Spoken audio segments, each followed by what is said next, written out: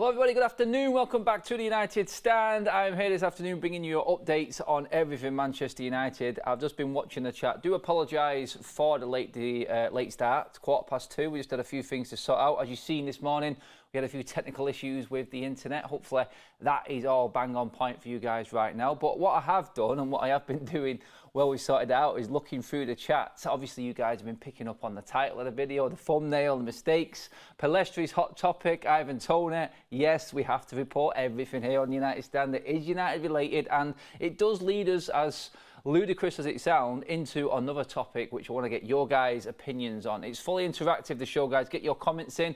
I've got a couple of polls coming up. I want your opinions on. I want your thoughts on everything that I'm going to be talking about right now. It's interesting because we're looking ahead as well in this one, and it's quite a scary outlook. So I want to know how confident you are and how sort of upbeat you are. Are you half full? Are you half empty?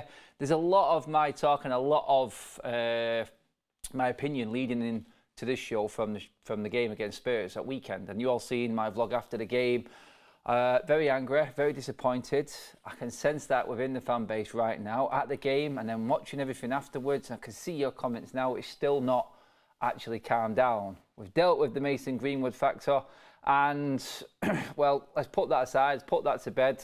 I don't think we can talk about it anymore. I think Mark covered pretty much all of it this morning and what's happened. We all know where we're up to, but what it's done is left a dark cloud over Old Trafford again, and the way that the football's going on the pitch hasn't helped at all. And then the news today that I'm hearing, and I'm angry about this as well. Yeah, you'd be surprised, I'm angry. But Facundo Pellistri to go out on loan at Manchester United. This is one player, I'm just going to give my opinion on it quick now, and I want to get your thoughts on it as well. But Facundo Pellistri, well, I've been at the games, there's been one player which has, I wouldn't say united the fan base. I'm not saying it's completely split, but there is one in unison that Facundo Pellistri has been a positive at this football club. I don't know one fan that's been disappointed with Facundo Pellistri when he's come on the pitch. No one's getting totally carried away with him. He's a good player with big prospects, and we're not hyping him up to be something different. But to go out on loan again, and that's my issue with this. He came in 2020. We're now heading into 2024, and he's going out on loan again. Did he not show enough last season? Did he not show enough in pre-season? I thought he did. I thought he was a positive when he came on the pitch. I thought Facundo Pellistri was one of the United's bright sparks on the tour. And we've seen in the last game over in Ireland that he performed in that one as well. That was his chance in a weaker team as well. This is another player at United who doesn't get a chance to play in the first team from the start with our best players. And everyone judges him from the players he usually plays with, which, like that game in Ireland, was the second string. He isn't a second string player for me. He is a player that can be on the bench and can have a massive impact and work his way into the team. I rate him alongside the likes of Garnacho. It may be a big shout to some of you, but you tell me, who's made a better start to the season? Pellistri's not had a chance. I think Pellistri's done more in that cameo he did against Tottenham at weekend than Garnacho's done in 2 starts this season. But Garnacho's got the big contract now. I just feel like we're just letting go of a player here who I feel can bring that positivity back within the fan base. He's a player that gets to the byline, he's direct, he gets crosses in, and what have we got coming in? A player that can head a ball in Højlund, an actual out-and-out number 9 striker. And Pellistri looks to me like the only winger we've got at the football club that can actually get to the byline, actually get a cross into the box. I feel like he is the best for Højlund coming in. And yes, he's not finished. He's not ready to go. He's not ready to start game after game after game. But he's at that age now where you need to make a decision. And I feel like this decision from United and Ten Hag is a mistake. Hence the thumbnail of this video. I just feel like it's too much. I feel like he deserves his chance. There's other players that are performing a lot worse than what Pellistri has in what spells he's had in this team. And I do believe that his performances, like I said, towards the back end of last season and in pre-season warranted him having a place or even in the matchday squad this season. I'm looking at it, I'm just going to read the super chat out quick first because this leads into it. Diallo has to stay due to his injury. Pellistri has to go on loan for his development as we can't have them rotting on the bench together. Get a grip. Well, thanks for the super chat to slag us off. Get a grip in the sense of Amad Diallo's injured. You just said it yourself. Massive contradiction. There's a player that we can actually use right now. Diallo's out for possibly 3 months. Bringing us into what? Yes, that is the January transfer market, people. And for that super chat alone, maybe he can go out on loan then in January. Diallo's not going to play any part up to that transfer window. Maybe do a bit of research, but cheers for the super chat anyway. Get a grip. Anyway, moving back onto Pellistri, I just feel like he is the type of player now who can come straight in. I mean, what is the difference between him and Garnacho right now in the performances this season? Now, there's only 2 games. I'm not getting carried away with anything, but in terms of what we've got coming in and what Ten Hag is working on with Højlund coming into the team, I just feel like, and then I did want to bring this in, like Anthony and the issues that are going on off the pitch. His form isn't great, and he's got the issues off the pitch. Is it not worth just having another winger around, considering, like you said, Diallo is injured, possibly out till December, January. Anthony could have problems ahead. Obviously, we've just been dealing with the Greenwood issue, and now we've got a possible similar case in Anthony coming our way. Is it not worth having that extra player there on the wing just in case? And let's be honest, no one else is really performing, and I think some of these first team players need a kick up the arse, to be honest. Pellistri coming in, if there's anything that's going to kick anyone up the arse, these first team and these Galacticos, whatever you want to call them, these high-paid, overpaid players that we've got right now that are underperforming, if there's anything that should kick them into action, it's a young, not an academy player, obviously, we brought him in, but a young player coming through and taking their place. If I was a Manchester United player now and I seen someone coming through, a young academy player or a younger player coming through, taking my spot, it would just focus my mind on getting straight back into this team. I wouldn't say it's embarrassing because you're at Manchester United and it is a big club and you've got to expect you're going to have to play for your place. But I just feel like that would be the kick that most of these first team players would actually need. I mean, I feel like most of them now are just walking into this team knowing that Ten Hag is going to pick them. And that leads to inconsistencies and poor performances. And that's what we've had to the start of the season again. Paul with a super chat. Pellistri has already been on loan. He needs to play. He needs to play for the home team. This is a death blow, especially with Anthony legal woes. Pretty much like I was saying there. Cheers for that super chat, Paul.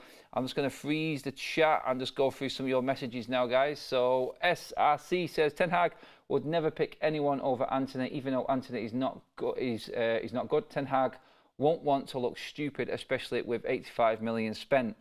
This is something that came up. I think it was in Mark's show this morning about players that aren't going to be dropped because Ten Hag brought them in. I remember Lisandro Martinez sitting on the bench for the derby and Luke Shaw starting ahead of him.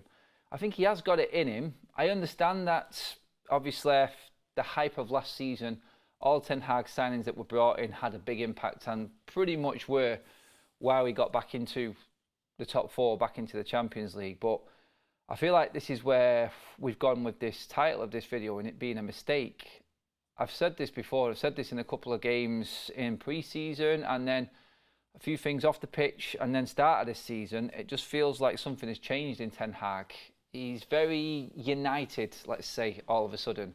And the way he's talking is different. It's like when he first walked into the football club, it was the standards of Manchester United. We have to win every single game. Then this pre-season, he's talking about with the squad that we have got, we should be able to hit our targets. We feel like we can hit our targets. What are them targets is what I'm saying. I don't know. I feel like them targets have dropped down a little bit. What is that consolidation in the top 4? He's already said we can't challenge for the league. Big contradiction, because if we should be winning every single game, then we should be challenging for the league, should we not? And then it's like talking about Johnny Evans coming in as a possible signing. We're happy with the squad. It's very, very Manchester United manager second season syndrome. That's what I'm saying, the way Ten Hag is talking at the moment. There's a lot of excuses coming around and I'm just on the brink of don't want to get too carried away with a poor start. Obviously, we had a poor start last season. We still managed to come back and it worked out well for us in the end and it was a good season. But we want to move forward. We don't want to have another good season. We want to have a better season.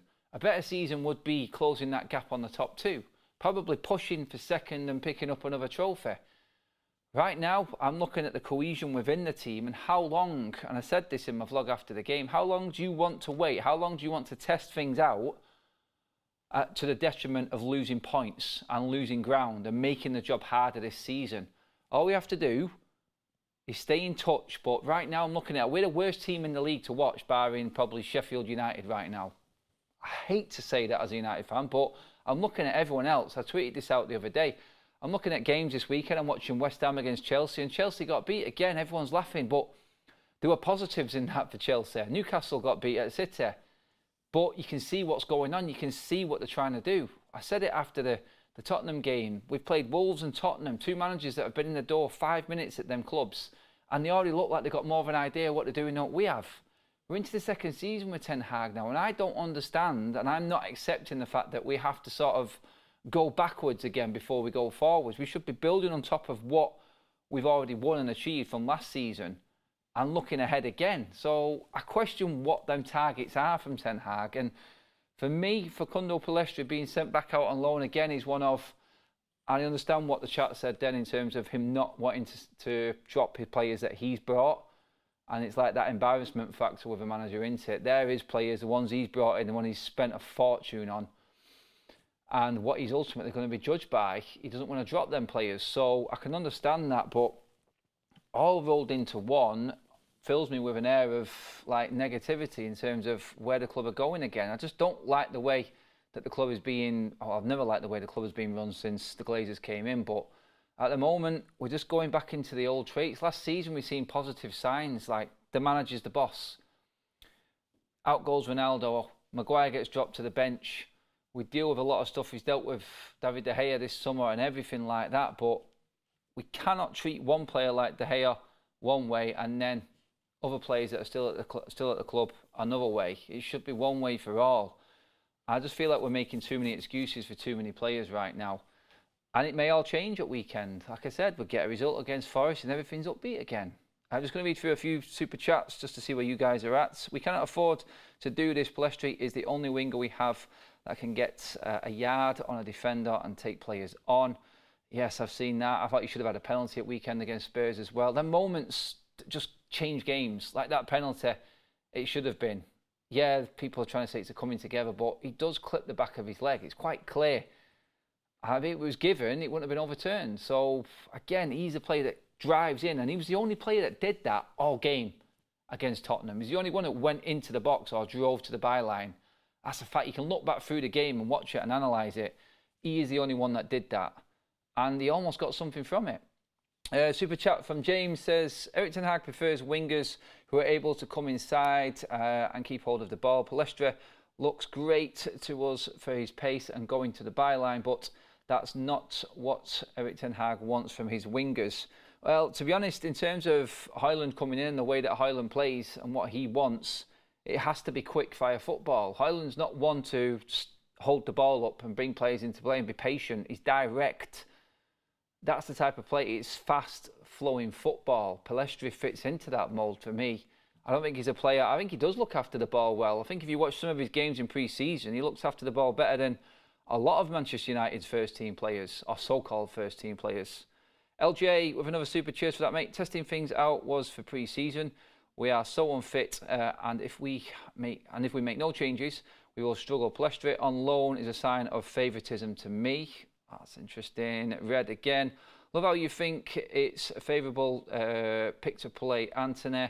Sorry, that was said. Love how you think it's favourable to play Anthony. I said that wrong there, but I think that was typed wrong.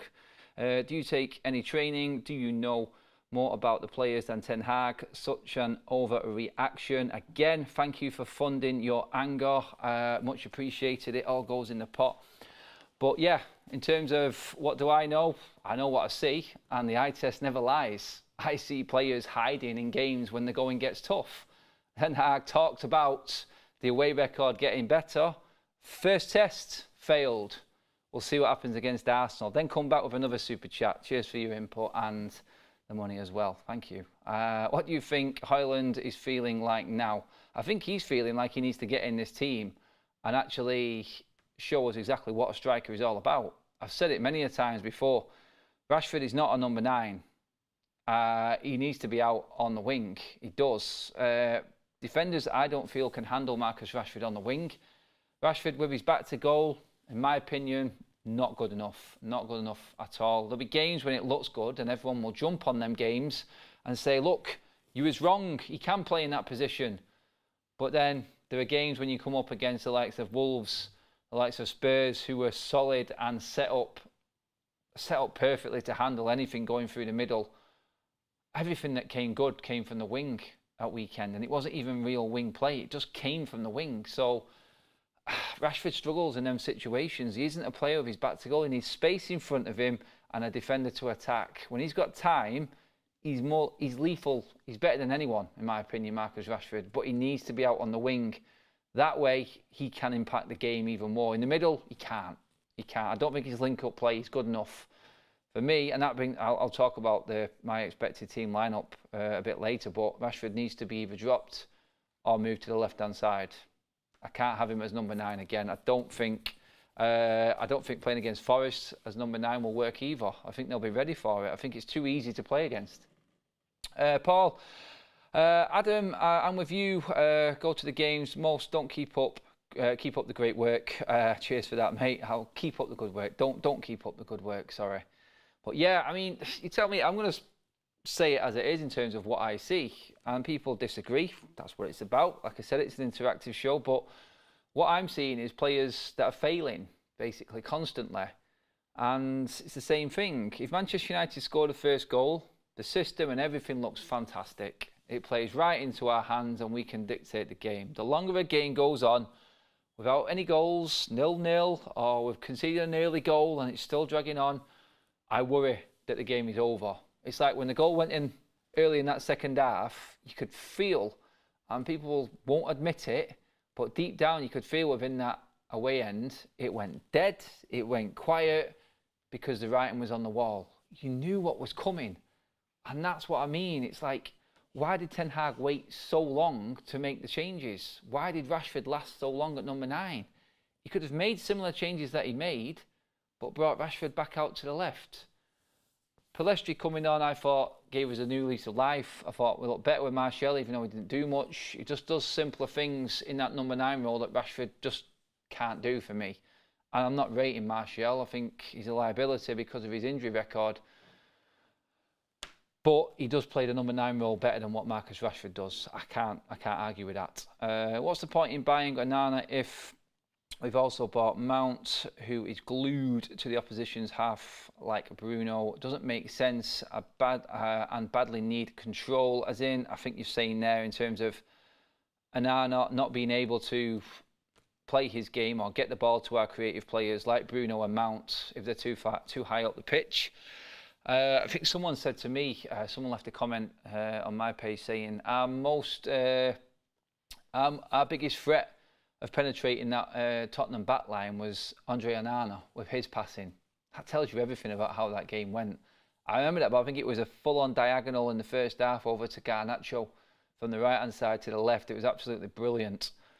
Why did the players look like they lack confidence and physicality? Physicality, George, is one of the things that I have been going in on constantly. And I think Ten Hag last season touched on it. Ralph Rangnick, I mean, the word never left his mouth. Every single conference, the physicality.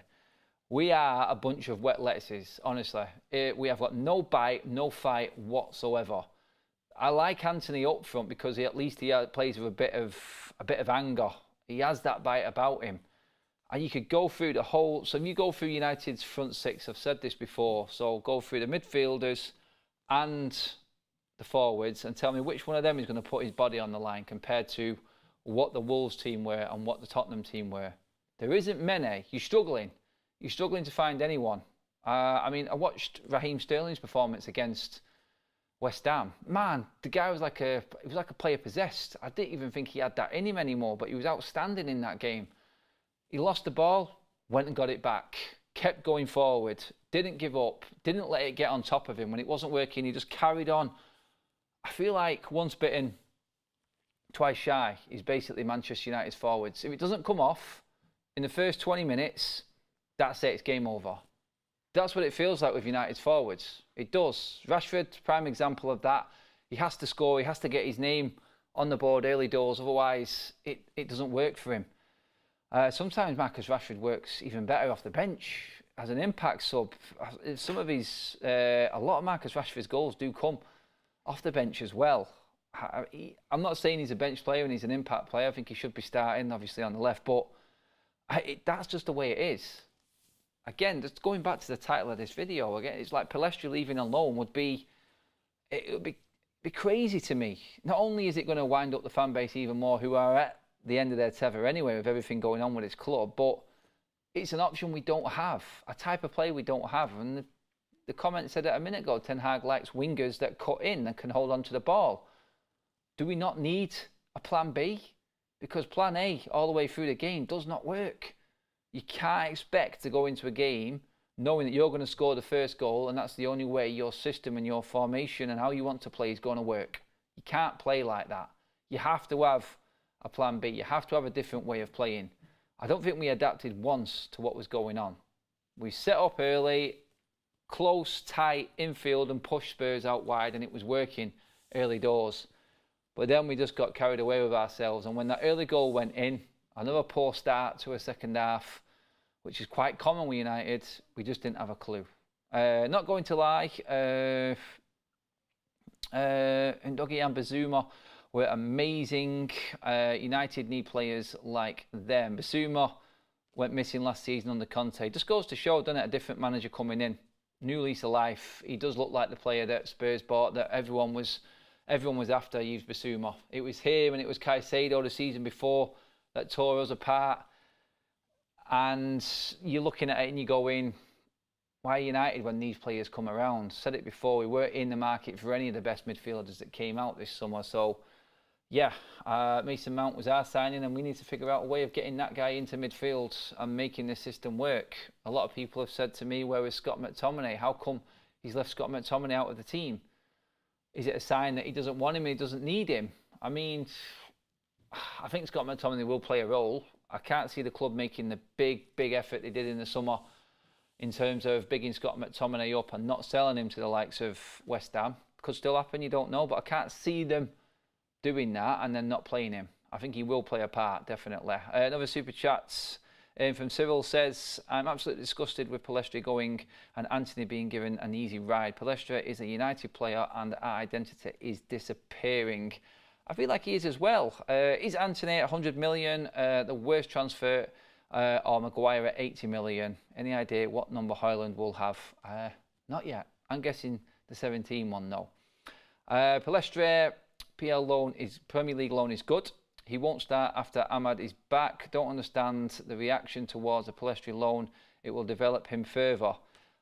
At Sheffield United, our team playing the way that they play. Last season, I made the point of saying the loan moves that everyone made worked. Ahmad worked because he went to Sunderland, a team that were playing a certain way. Pellistri going to, no disrespect to Sheffield United in this either, but a team that's destined for relegation, what is that going to do for a player's development?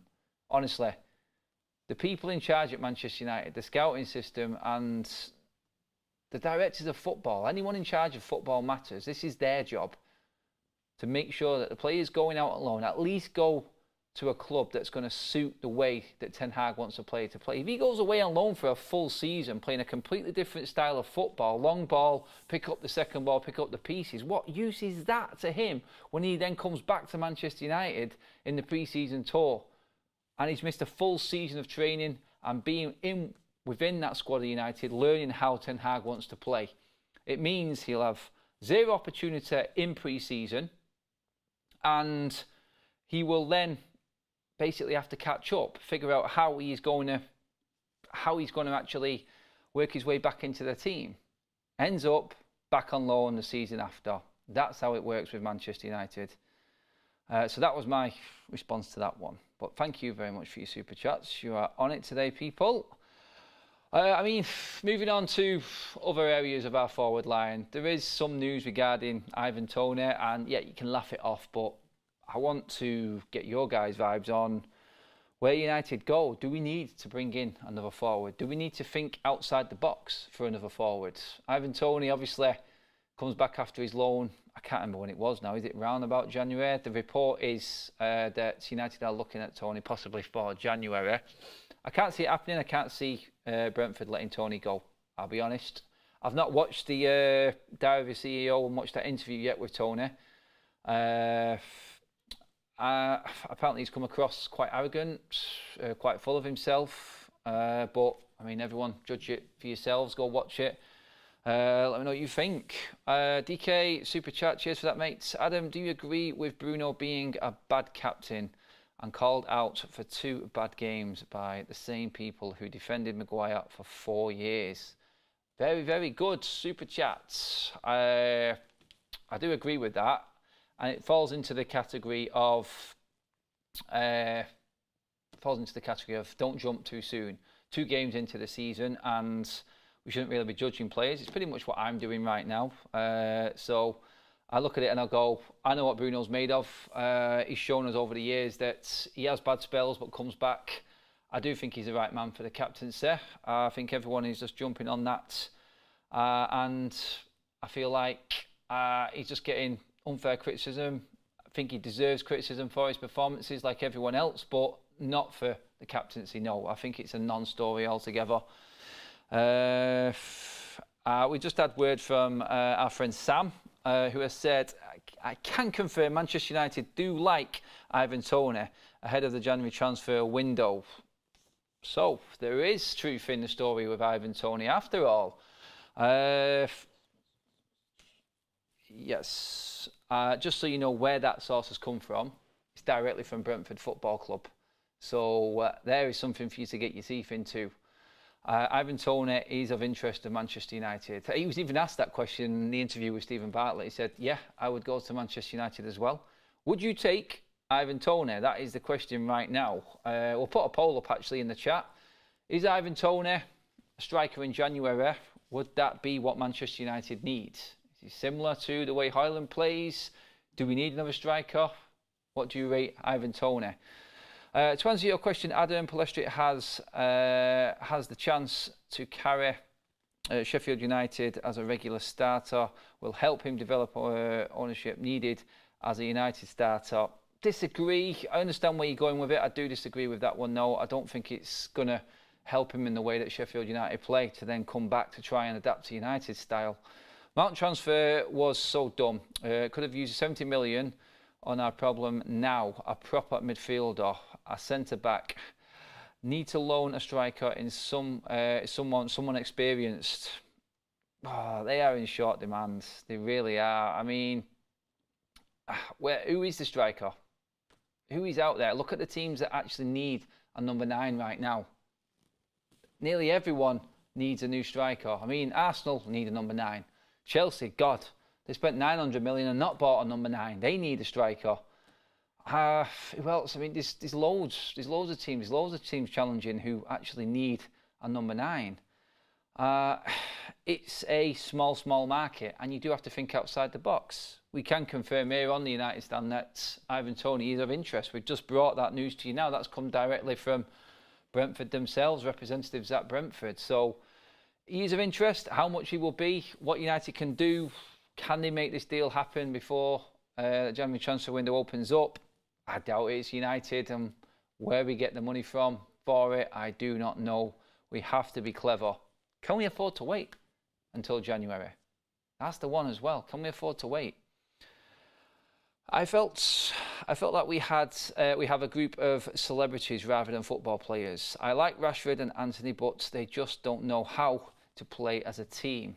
It's a fair point. I understand that. There is that anger amongst the fan base of like decision making and knowing when to pass, knowing when to not be that selfish player looking for the headlines. Anthony gets a lot of criticism coming in and shooting. One trick pony has been labelled as. It's hard. It is hard for someone like Anthony.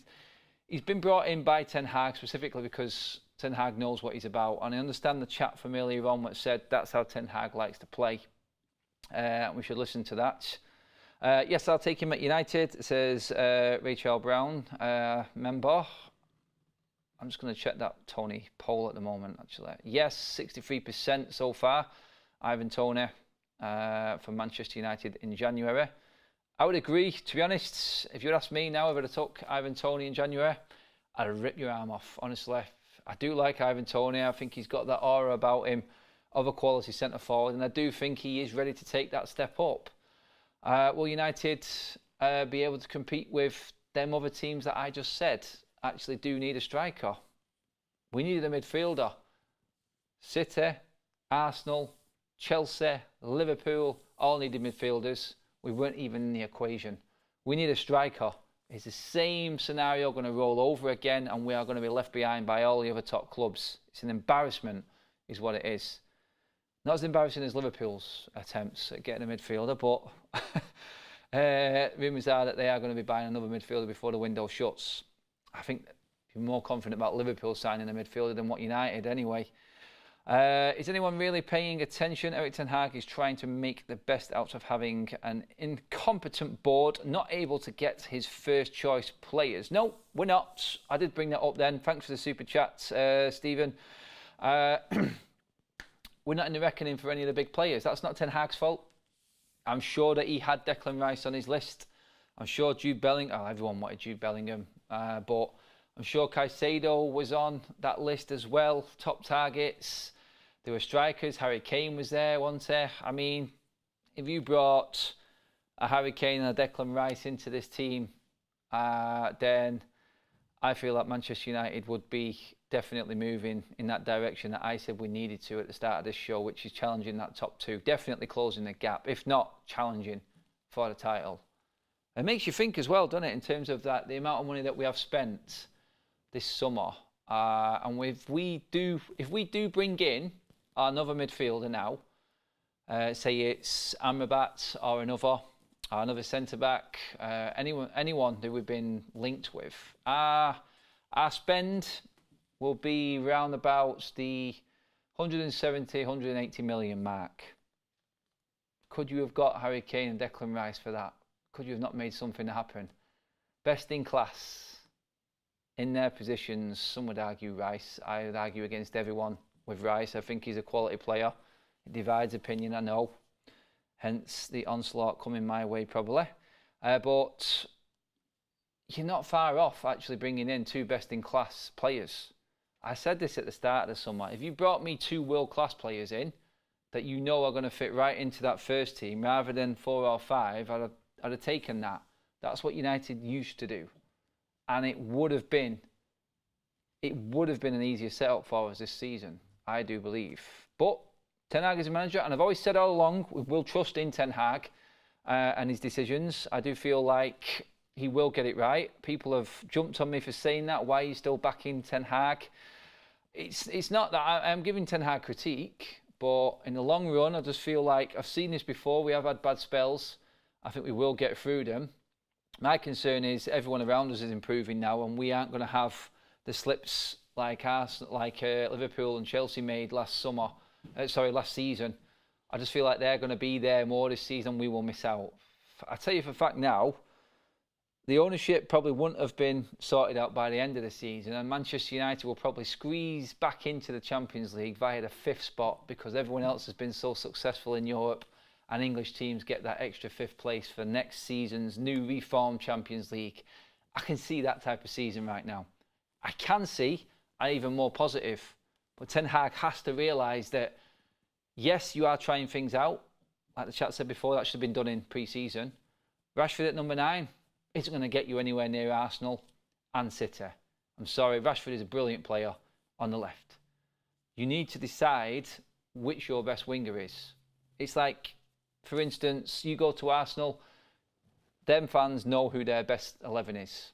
Manchester United, we don't know. I mean, we have our opinions, but in terms of what we're used to seeing and how the manager picks his team, I'm sure City, Arsenal, Liverpool would probably say they know who their manager's going to pick as their best team. Right now, I've seen him give chances to Sancho, not obviously this season yet, but in season just gone past. He's gone with Anthony so far this season, playing Rashford at 9. It's just like you're expecting it to come. I still don't think he knows what his best team is. I really don't. I think defensively, I think I'm confident with that back four, whether it's Delo or Wan-Bissaka. I'm happy with Onana in goal. The midfield is a massive issue. How we've figured that out and worked that out. Maybe it's the man marking that's been the issue. Maybe we should just change the way that he does that, and then that midfield three of Mark Bruno and Casemiro works. Front line, that for me, right now I would say, and Højlund hasn't played yet, and obviously I have to take this into consideration. Højlund in the middle, Rashford on the left, one of the others who I still haven't decided who the best is on the right hand side. Would it be Antony, would it be Sancho, Pellistri, maybe?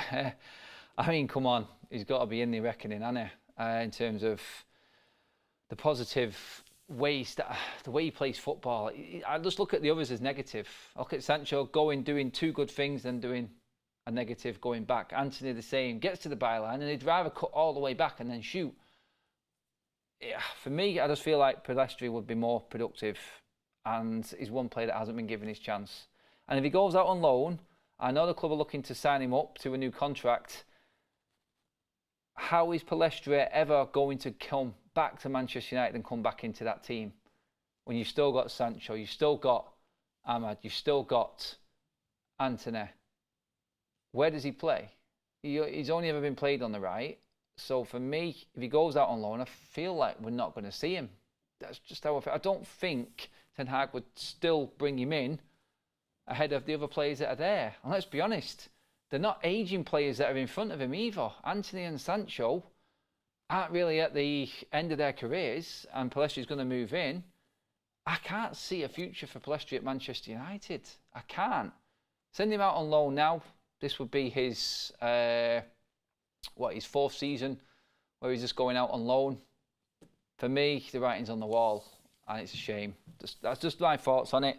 I know a lot of you disagree. You can see it in the chat, but that's just how I feel about it. And I feel like if he does go on loan now, then that's it. I don't see how he gets back in. He could play brilliantly for Sheffield United. I doubt he would in the way that that club is and their expectations this season. Maybe if he went to a better club on loan, he might have a better chance coming back. But honestly, hand on heart, can you see him coming back and fighting for his place, knowing what's happened this summer? And the way that Sancho played last season, he's still ahead of him. The way that Antony's shaping up now, he's still ahead of him. Tell me, I don't know. Toney's a fantastic player, but he recently said that he has been a lifelong Liverpool supporter and has also always supported Arsenal. Thoughts? Couldn't give a flying toss about who he supported or who he wanted to.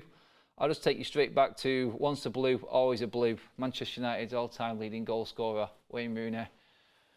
Crossing over as a Scouser to Manchester, that is everything. Toney is a professional like Rooney was, and he will do a job for United. I don't care who he supported as a kid. I really don't. Let's just check how that vote's going. Stays the same, 63% to 37%. I'm going to put another poll up now. Obviously, I don't want to be the bearer of bad news. I think United being interested in Toney is good news. So this lunchtime, this 2 o'clock show has had a little bit of a positive spin on it. A poll, the next 4 games, I'm just going to read through them now for you guys. Looking ahead, obviously we will be covering everything build-up wise to this weekend. It is a massive weekend because there's a lot going on off the pitch as well as on it. And we will bring you more detail, maybe something a little bit extra this weekend on that. So stay tuned to the United Stand for updates on this weekend's coverage of the Nottingham Forest game. I'll say that.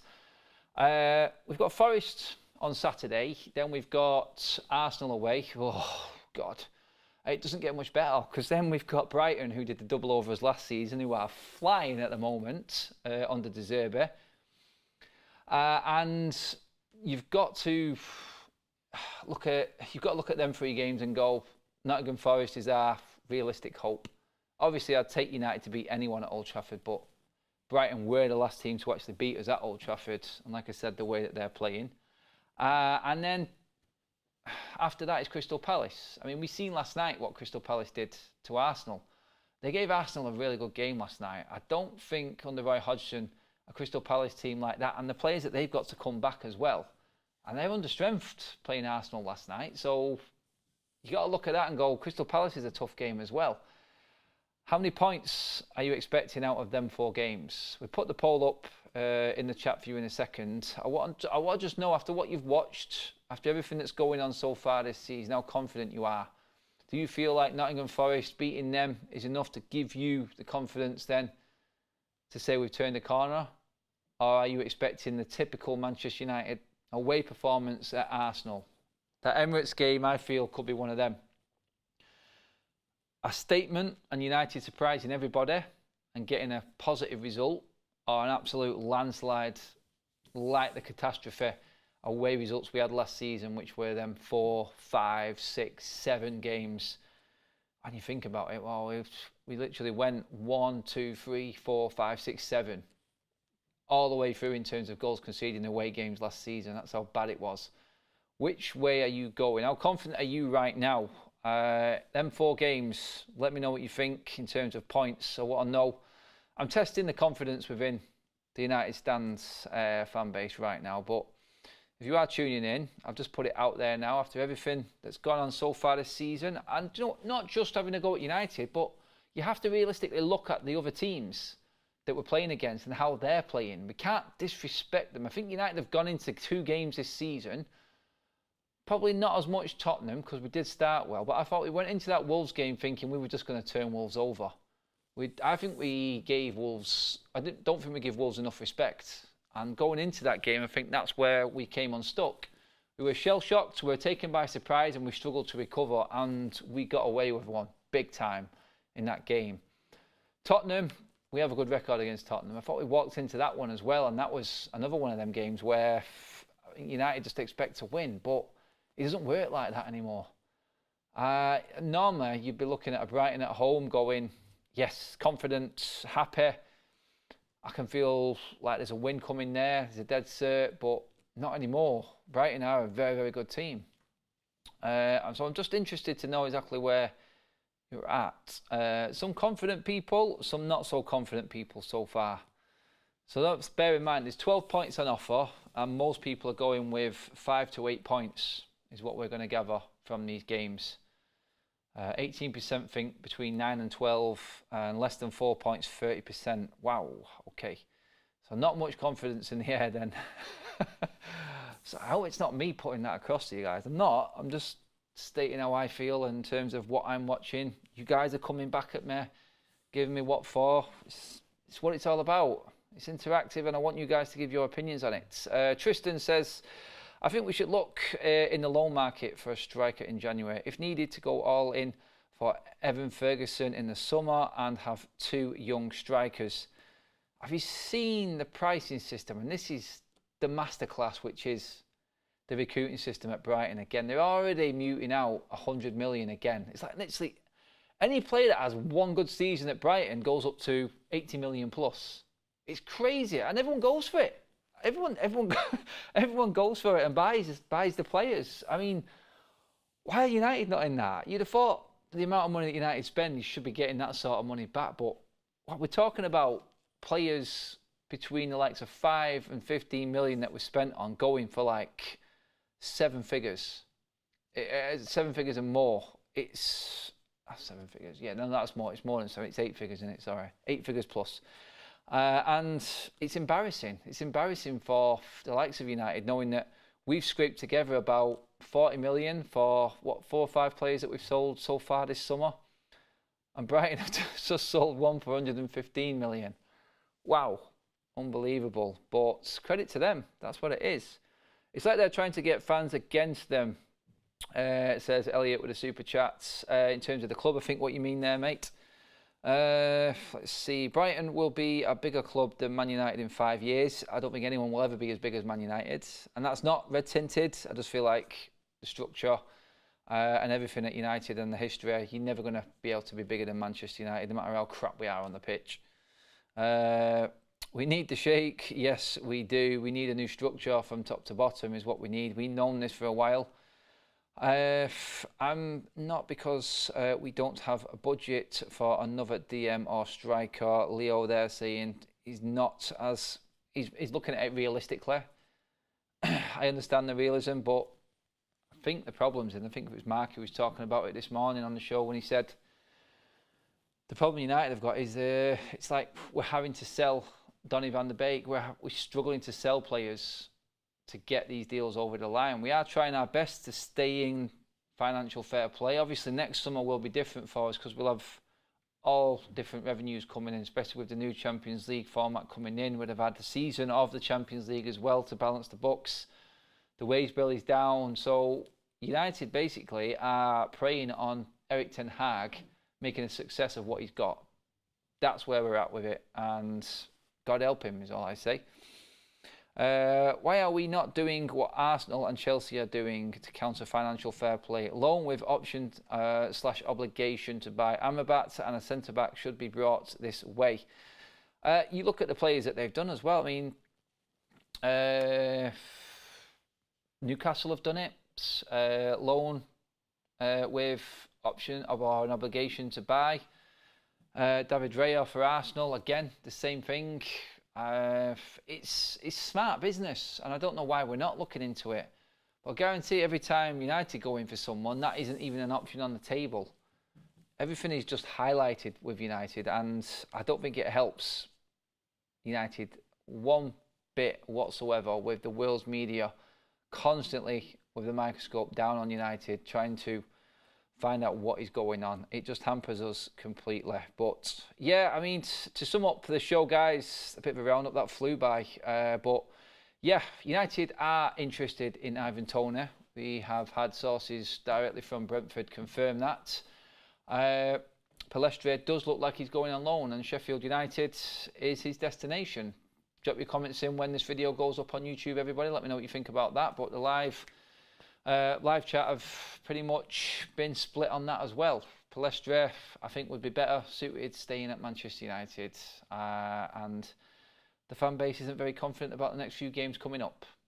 That's all we'll say for that one. But yeah, those are your headlines this lunchtime. I hope you have a good rest of the day. We'll be back later tonight with any updates coming from the football club. Thanks for tuning in, everybody. Like, share and subscribe to the United Stand. Hit that bell notification button as well, because I'm sure something will happen over these next few days with the club. But yes, stay tuned. We will bring you everything. Thanks for watching, everyone. We'll see you later on tonight.